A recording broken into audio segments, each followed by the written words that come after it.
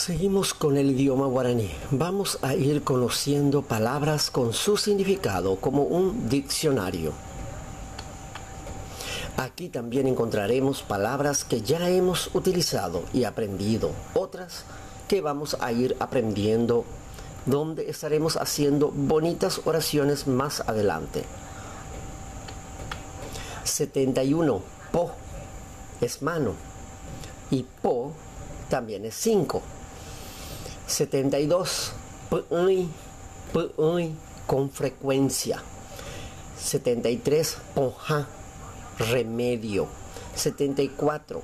Arae, primeramente. 75. Pie. 76. Upei, después.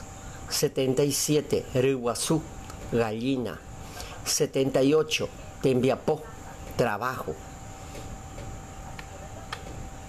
79. Negro. 80. Arajacu, verano. 81. Araro, invierno. 82. Morotí, blanco. 83. Pinandí, descalzo. 84. Punta, rojo. 85. Saoyu, amarillo. Espero que les ayude a comprender un poco más del idioma guaraní. Saludos y muchas gracias por seguirme. Y mucha suerte con la pronunciación.